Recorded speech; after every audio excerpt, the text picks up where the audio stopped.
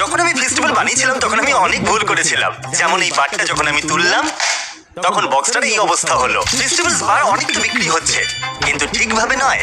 বারগুলোর এই অবস্থা হয়ে যাচ্ছে যখন খোলা হচ্ছে, কারণ কোনো বার পড়ে গেলে স্বাভাবিকভাবেই সেটা ভেঙে যাবে। সেই জন্য আমি বহু বছর কাজ করার পরে নিয়ে এসেছি ফেস্টিভ্যালস এর ইমপ্রুভড ভার্সন।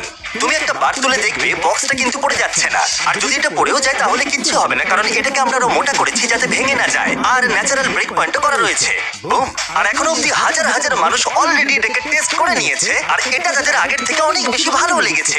যদিও নতুন ফেস্টিভ্যালসে অনেক ইস্যু রয়েছে, যেমন তোমরা যদি এদিকটা দেখো, এই দুটো ফ্লেভারের মধ্যে পার্থক্য বলা খুবই কঠিন হবে, এমনকি দূর থেকে বলা তোমার পক্ষে আরো কঠিন হবে কোনটা মিল্ক চকলেট আর কোনটা আলমন্ড। এমনকি বহু মানুষ এই দুটোকে মিক্সও করে ফেলে। এর পাশাপাশি তোমরা প্রত্যেকেই জানো যে আমরা আমাদের কোকোয়া ফার্মারদের অনেকটাই বেশি পারিশ্রমিক দিয়ে থাকি। আমরা 100% fair trade certified beans use করি, আর আমরা শিশু শ্রম কমানোর চেষ্টা করছি। তোমরা এই বক্সগুলোতে দেখলে কোনটা কি বুঝতেই পারবে না, আর